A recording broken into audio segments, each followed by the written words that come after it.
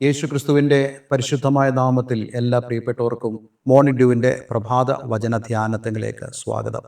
കഴിഞ്ഞ ദിവസം നമുക്ക് വളരെ അനുഗ്രഹിക്കപ്പെട്ട ദൈവവചന ഭാഗം ചിന്തിപ്പാൻ തക്കവണ്ണം ദൈവം നമ്മെ സഹായിച്ചല്ലോ. പ്രത്യേകിച്ച് കഴിഞ്ഞ ഏറെ ദിവസങ്ങളായി നമ്മൾ ചിന്തിക്കുന്നത് അബ്രഹാമിൻ്റെ ജീവിതത്തിലൂടെ ദൈവം എങ്ങനെയാണ് പ്രവർത്തിച്ചത്, അതേപോലെ തന്നെ ദൈവം നമ്മളോടും ഇടപെടുവാനും അതേ ദൈവമായിട്ടുള്ള നമ്മുടെ ഫെലോഷിപ്പ് അങ്ങനെ തന്നെ ആയിരിക്കാനും ദൈവം ആഗ്രഹിക്കുന്നു. അതേ നമ്മൾ ആരംഭിച്ചത് അബ്രഹാമിനെ ദൈവം വിളിച്ചതായി വിളി, ആ വിളിയോട് കൂടിയുള്ള വാഗ്ദത്തങ്ങൾ, അതേപോലെ തന്നെ അബ്രഹാം ദൈവത്തെ വിശ്വസിക്കുന്നത്, ദൈവത്തെ അനുസരിക്കുന്നത്.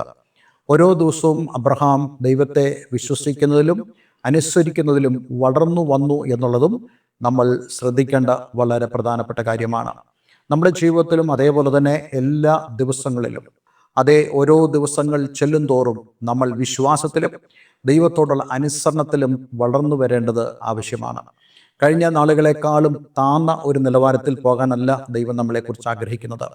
ഇന്നലേക്കാൾ ഇന്ന് പ്രിയൻ്റെ നാടിനോട് നമ്മൾ ഏറ്റവും അടുക്കുന്നത് പോലെ അതേ നമ്മുടെ വിശ്വാസത്തിലും നമ്മുടെ അനുസരണത്തിലും നമ്മൾ വളർന്നു വരേണ്ടത് വളരെ ആവശ്യമാണ്.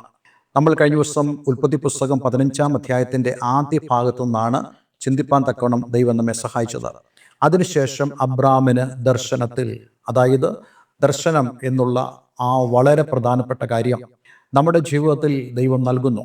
ദൈവം നമ്മളോട് സംസാരിക്കുന്നത് ദർശനങ്ങളിലൂടെയാകാം, അതേപോലെ തന്നെ തൻ്റെ വചനത്തിലൂടെയാകാം, പ്രവാചകന്മാരിലൂടെയോ ദൈവദാസന്മാരിലൂടെയോ വചന ശുശ്രൂഷയിലൂടെയോ അല്ല, നമ്മൾ ദൈവത്തിൻ്റെ വചനം വായിക്കുമ്പോഴോ ഏതെങ്കിലും പാട്ടുകളിൽ കൂടെയോ അല്ല, പ്രകൃതിയിൽ കൂടെയോ ഒക്കെ ദൈവം നമ്മളോട് സംസാരിക്കാം. ഈ ഒരു പ്രത്യേക അവസരത്തിൽ ദൈവം ദർശനത്തിൽ അബ്രഹാമിനോട് സംസാരിക്കുന്നു.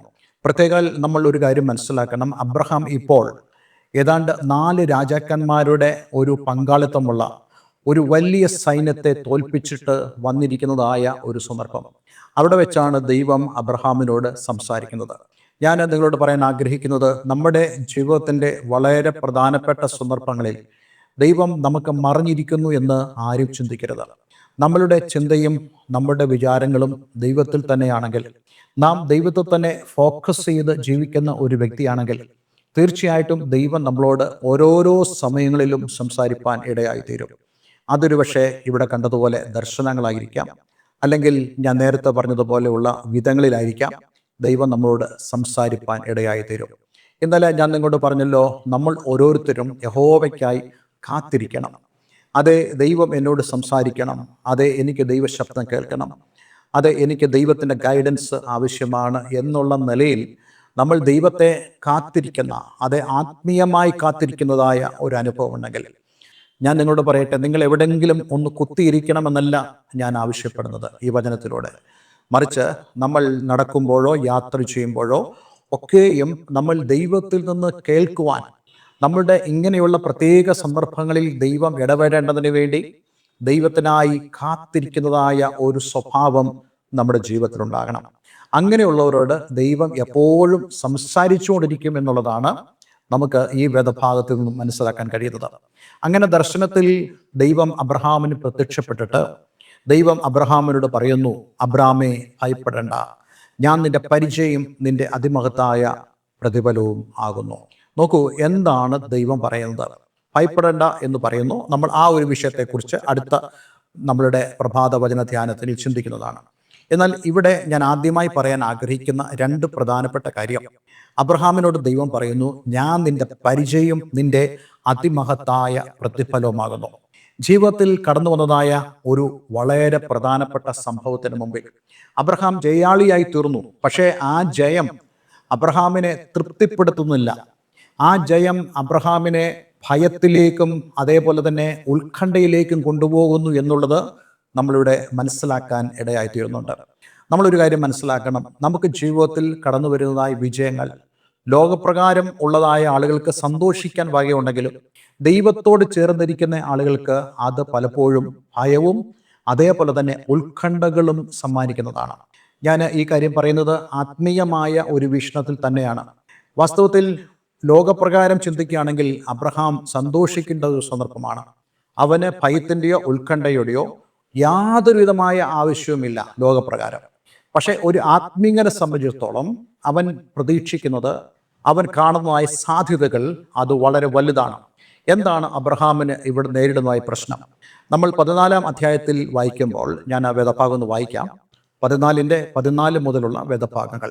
തൻ്റെ സഹോദരനെ ബദ്ധനാക്കി കൊണ്ടുപോയി എന്ന് അബ്രാം കേട്ടപ്പോൾ അവൻ തൻ്റെ വീട്ടിൽ ജനിച്ചവരും അഭ്യാസികളുമായ 318 പേരെ കൂട്ടിക്കൊണ്ട് ദാൻ വരെ പിന്തുടർന്നു. രാത്രിയിൽ അവനും അവൻ്റെ ദാസന്മാരും അവരുടെ നേരെ ഭാഗമായി പിരിഞ്ഞു ചെന്ന് അവരെ തോൽപ്പിച്ചു. ദമേശക്കിന്റെ ഇടതുഭാഗത്തുള്ള ഹോബ വരെ പിന്തുടർന്നു.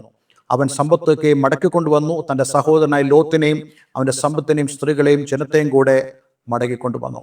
ഈ ഒരു പശ്ചാത്തലം എന്ന് പറയുന്നത് നമുക്കെല്ലാവർക്കും അറിയാവുന്ന പോലെ 4 രാജാക്കന്മാരെ, അതായത് 5 രാജാക്കന്മാരുടെ ആ സഖ്യകക്ഷികളെ തോൽപ്പിച്ചതായ 4 രാജാക്കന്മാരുടെ സഖ്യകക്ഷികളെ, ജയാളികളായി നിൽക്കുന്ന ആ വലിയ പടക്കൂട്ടത്തെ കേവലം 318 പേര് മാത്രമുള്ള ഒരു സംഘത്തെ കൊണ്ട് അബ്രഹാം ജയിക്കുവാനിടയായി തീർന്നു. അങ്ങനെ ആ ജയം പ്രാപിച്ച് മടങ്ങി വരുന്നതായ അബ്രഹാം, ഈ ഒരു സാഹചര്യത്തിൽ അബ്രഹാം തീർച്ചയായിട്ടും പ്രതീക്ഷിക്കുന്നു അവർ റിറ്റാലിയേറ്റ് ചെയ്യാൻ സാധ്യതയുണ്ട്, അല്ലെങ്കിൽ അവർ തിരിച്ചടിക്കാൻ സാധ്യതയുണ്ട്. അങ്ങനെ തിരിച്ചടിക്കുമ്പോൾ തനിക്ക് നിൽക്കാൻ കഴിയുമോ എന്നുള്ളതായ ഒരു സംശയം ഇപ്പോൾ അബ്രഹാമിൻ്റെ ജീവിതത്തിലുണ്ട്. അതേപോലെ തന്നെ ആ 4 രാജാക്കന്മാരെ ജയിച്ച് മടങ്ങി വരുമ്പോൾ അബ്രഹാം 14 അധ്യായം 21 വാക്യത്തിൽ സോദോം രാജാവ് അബ്രാമിനോട്, ആളുകളെ എനിക്ക് തരിക, സമ്പത്ത് നീ എടുത്തുകൊള്ളുക എന്ന് പറഞ്ഞു. അതിന് അബ്രാം സോദോം രാജാവിനോട്, ഞാൻ അബ്രാമിനെ സമ്പന്നനാക്കിയെന്ന് നീ പറയാതിരിപ്പാൻ ഞാൻ ഒരു ചരടാകട്ടെ ചെരുപ്പുമാറാകട്ടെ നിനക്കുള്ളതിൽ യാതൊന്നുമാകട്ടെ എടുക്കയില്ല എന്ന് ഞാൻ സ്വർഗത്തിനും ഭൂമിക്കും നാഥനായ അത്യുന്നത ദൈവമായ യഹോവയെങ്കിലേക്ക് കൈ ഉയർത്തി സത്യം ചെയ്യുന്നു. ഇത് അബ്രഹാം പറഞ്ഞപ്പോൾ വാസ്തവമായിട്ടും നമ്മളൊരു കാര്യം മനസ്സിലാക്കണം. അബ്രഹാമിൻ്റെ റിവാർഡ് ദൈവനാമത്താൽ അവനത് സാക്രിഫൈസ് ചെയ്തു, അവനത് ഉപേക്ഷിച്ചു. അപ്പോൾ 2 കാര്യങ്ങൾ ഇവിടെ സംഭവിക്കുന്നുണ്ട്. ഒന്നാമതായിട്ട് അബ്രഹാം ഭയപ്പെട്ടിരിക്കുന്ന ഒരവസ്ഥ. ആ ഭയപ്പെട്ടിരിക്കുമ്പോൾ തന്നെ അബ്രഹാം ഇങ്ങനെ ചിന്തിക്കുന്നു, ഇനിയും അവർ തിരിച്ചടിച്ചാൽ എനിക്ക് എങ്ങനെ ഒരു സംരക്ഷണം ഉണ്ടാകും? എനിക്ക് ആര് പരിചയമായി നിൽക്കും? രണ്ടാമതായിട്ട് എനിക്ക് വരേണ്ടതായ ആ സാമ്പത്തികമായ അനുഗ്രഹം, ആ നന്മ ഞാൻ ദൈവത്തെ പ്രതി വേണ്ടെന്ന് വെച്ചു. കാരണം എന്നെ ദൈവം സമ്പന്നനാക്കും എന്നുള്ള വിശ്വാസത്താൽ ഞാൻ വേണ്ടെന്ന് വെച്ചു. അതുകൊണ്ട് വരാമായിരുന്ന ഒരു സാമ്പത്തിക നേട്ടത്തെ അവൻ വേണ്ടെന്ന് വെച്ചതായ ഒരു അനുഭവം. ഈ 2 കാര്യങ്ങളും അബ്രഹാമിൻ്റെ ജീവിതത്തിൽ വളരെ പേഴ്സണലായിട്ട് സംഭവിക്കുമ്പോൾ അബ്രഹാം ഭയപ്പെട്ട് ഇരിക്കുന്നതായ ഒരു സാഹചര്യം, ഉത്കണ്ഠ നിറഞ്ഞവനായിരിക്കുന്നതായ ഒരു സാഹചര്യം, അവിടെയാണ് ദൈവം അവന് പ്രത്യക്ഷപ്പെടുന്നത്. ഞാൻ നിങ്ങളോട് പറയട്ടെ, നമ്മുടെ ജീവിതത്തിൻ്റെ ഉത്കണ്ഠകളെ, നമ്മുടെ ജീവിതത്തിൻ്റെ ഭയത്തെ ദൈവം വാസ്തവമായിട്ടും അറിയുന്നതായ ദൈവമാണ്. നോക്കൂ, ഈ ദർശനത്തിൽ ദൈവം വന്ന് പറഞ്ഞതായ കാര്യം എന്താണ്? അബ്രാമേ, ഭയപ്പെടേണ്ട, ഞാൻ നിന്റെ പരിചയം നിന്റെ അതിമഹത്തായ പ്രതിഫലവും ആകുന്നു. അപ്പോൾ അങ്ങനെയാണെങ്കിൽ ദൈവം എന്താ പറയുന്നത്? അബ്രാമേ, ഞാൻ തന്നെയാണ് നിന്റെ പരിച, ലോകത്തിൽ ഒരാളുമല്ല നിന്റെ പരിച, നിന്നെ സൂക്ഷിക്കുന്നത് ഞാനാണ് എന്നുള്ള കാര്യം ഇവിടെ ദൈവം അബ്രാമിനോട് പറയുകയാണ്. അതെ, അബ്രാമിനെ ആരെങ്കിലും ആക്രമിക്കാൻ വരികയാണെങ്കിൽ ആ അബ്രഹാമിൻ്റെ ദേഹത്ത് ഒരു പരിക്കേൽപ്പിക്കുന്നതിന് മുമ്പ് ദൈവത്തെ പരിക്കേൽപ്പിച്ചെങ്കിൽ മാത്രമേ അബ്രഹാമിനെ തൊടുവാൻ കഴിയത്തുള്ളൂ. ഞാൻ ഈ സന്ദർഭത്തിൽ അതേ ശൗൽ, പൗലോസായി തീർന്ന ശൗൽ, ദമാസ്കസിലെ ക്രിസ്ത്യാനികളെ ഉപദ്രവിക്കാൻ വേണ്ടി കടന്നു പോകുമ്പോൾ ദൈവം ആ ഉച്ചനേരത്ത് ശൗലിനെ സന്ദർശിക്കുകയും അവൻ താഴെ വീഴുകയും ചെയ്തു. അപ്പോൾ ദൈവം അവനോട് സംസാരിച്ചു, ശൗലേ ശൗലേ, നീ എന്നെ ഉപദ്രവിക്കുന്നത്. വാസ്തവത്തിൽ അവിടുത്തെ ക്രിസ്ത്യാനികളെ അവൻ ഉപദ്രവിച്ചില്ല, ഉപദ്രവിക്കാൻ പോകുന്നേ ഉള്ളൂ. പക്ഷേ അത് ദൈവം പറയുന്നു, നീ എന്നെ ആദ്യമായി ഉപദ്രവിക്കുന്നു. അതെ, എൻ്റെ മക്കളെയല്ല നീ ആദ്യം ഉപദ്രവിക്കുന്നത്, മറിച്ച് എന്നെ തന്നെയാണ് നീ ആദ്യം ഉപദ്രവിക്കുന്നത്. നോക്കൂ, എങ്ങനെയാണ് ദൈവം നമുക്ക് പരിചയമായിരിക്കുന്നതെന്ന് നമുക്ക് മനസ്സിലാക്കാൻ സാധിക്കും. ഒരുപക്ഷെ നിങ്ങൾ ചോദിക്കുമായിരിക്കും, എൻ്റെ ജീവിതത്തിൻ്റെ എല്ലാ സാഹചര്യങ്ങളിലും ദൈവം എനിക്ക് പരിചയമാണോ? ചില സന്ദർഭങ്ങളിൽ ദൈവം നമ്മെ ശത്രുവിനെ ഏൽപ്പിക്കാറുണ്ട്. നമ്മെ ചിലത് പഠിപ്പിക്കുവാൻ ദൈവം വളരെ നിയന്ത്രിതമായി ശത്രുവിനെ ഏൽപ്പിക്കാറുണ്ട്. പക്ഷേ നമ്മൾ നശിച്ചു പോകുവാൻ ദൈവം ഒരു നാളും സമ്മതിക്കുകയില്ല. അത് ഇയ്യോബിനെ സാത്താനെ ഏൽപ്പിച്ചതുപോലെ. സങ്കീർത്തന പുസ്തകം 3 അധ്യായം 8 വാക്യത്തിൽ നമ്മളിങ്ങനെ വായിക്കുന്നു, നീയോ യഹോവേ, എനിക്ക് ചുറ്റും പരിചയം, എൻ്റെ മഹത്വവും എൻ്റെ തല ഉയർത്തുന്നവനും ആകുന്നു. നോക്കൂ, ഈ അനുഭവം പ്രാപിച്ച എത്രയോ പേര് വിശുദ്ധ വേദപുസ്തകത്തിലുണ്ട്. ഇവിടെ സങ്കീർത്തനക്കാരൻ പറയുന്നു, നീ എനിക്ക് ചുറ്റും പരിചയം, എൻ്റെ മഹത്വവും എൻ്റെ തല ഉയർത്തുന്നവനും ആകുന്നു. അതുകൊണ്ട് ഇതെന്നെ കേൾക്കുന്ന പ്രിയമുള്ളവരെ, നമ്മൾ ദൈവത്തിൽ വിശ്വസിക്കുക. ദൈവം നമ്മുടെ പരിചയമാണ്. എനിക്ക് മുറിവേക്കുവാൻ ദൈവം സമ്മതിക്കില്ല. എന്നെ വീഴ്ത്തുവാൻ ശത്രുവിനെ ദൈവം സമ്മതിക്കുകയില്ല. മറിച്ച് എൻ്റെ ജീവിതത്തിൽ എനിക്ക് വേണ്ടുന്നതെല്ലാം തന്നെ ദൈവം ഒരുക്കിയിട്ടാണ് അതെ ഒരു പക്ഷേ എന്നെ ശത്രുവിനെ അവൻ ഏൽപ്പിക്കുന്നത്. ഈ ഒരു ദൈവത്തെ സേവിക്കുവാൻ നമുക്ക് കഴിയുന്നത് എത്ര വലിയ ഭാഗ്യമാണ്.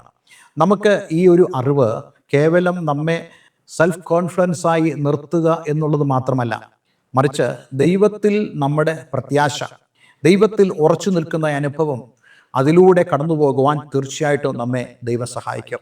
എന്ന് മാത്രമല്ല, ദൈവം നമ്മെ വിളിച്ച വിളിയിലും അതേപോലെ തന്നെ ദൈവം നൽകുന്നതായ വാഗ്ദത്തത്തിലും നമുക്ക് ഉറച്ചു നിന്ന് ജീവിപ്പാൻ ഇത് നമ്മെ സഹായിക്കും.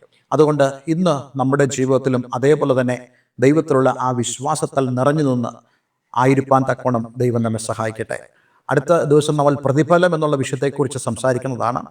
ഇന്ന് കേട്ടതായ പരിചയം അതേപോലെ പ്രതിഫലം എന്നുള്ളതായ വിഷയം നമ്മൾ ഒന്നിച്ച് അത് വീണ്ടും ചിന്തിക്കുന്നതാണ്. അതിനുവേണ്ടി നമുക്കെല്ലാവർക്കും പ്രതീക്ഷയോടുകൂടെ കാത്തിരിക്കാം. ഒരു നിമിഷം നമുക്ക് ദൈവത്തിൽ പ്രാർത്ഥിക്കാം. സ്വർഗീയപിതാവേ, എന്ന് ഞങ്ങളെ കേൾപ്പിച്ച വളരെ മനോഹരമായ സന്ദേശത്തിനായി സ്തോത്രം. അങ്ങ് തന്നെയാണ് ഞങ്ങളുടെ പരിച എന്നുള്ളത് ഞങ്ങൾക്ക് വീണ്ടും വീണ്ടും ഉറപ്പിച്ച് വിശ്വസിക്കാൻ കഴിയുന്നതിനായി ഞങ്ങൾ നിങ്ങൾക്ക് നന്ദി പറയുന്നു. ഈ വചനം കേൾക്കുന്ന ഏവരുടെയും ജീവിതത്തിൽ ദൈവത്താൽ ഉള്ളതായ ആ ഒരു അനുഗ്രഹം, അതേ ദൈവം പരിചയം നിൽക്കുന്നതായ അനുഭവം എല്ലാവരുടെയും ജീവിതത്തിൽ ഉണ്ടാകണമേ. ഈ വചനം കേൾക്കുന്ന ഏവരെയും ഞാൻ യേശുവിൻ്റെ നാമത്തിൽ അനുഗ്രഹിക്കും. പ്രാർത്ഥന കേട്ടതിന് നന്ദി. യേശു ക്രിസ്തുവിൻ നാമത്തിൽ തന്നെ. ആമേൻ, ആമേൻ. ഇന്നത്തെ വചന ധ്യാനം നിങ്ങളുടെ ജീവിതത്തിൽ വളരെ അനുഗ്രഹപ്രദമായി തീർന്നു എന്ന് ഞാൻ വിശ്വസിക്കുന്നു. ദയവായി ഈ സ്ക്രീനിൽ കാണുന്ന ഫോൺ നമ്പറിൽ ഞങ്ങളെ വിളിക്കുക. നിങ്ങൾക്ക് ആത്മീയമായ കൂട്ടായ്മയ്ക്ക് താല്പര്യമുണ്ടെങ്കിൽ അതിനും ഞങ്ങളെ കോൺടാക്ട് ചെയ്യാവുന്നതാണ്. എല്ലാവരും ദൈവം അനുഗ്രഹിക്കട്ടെ. Have A nice day. God bless you all.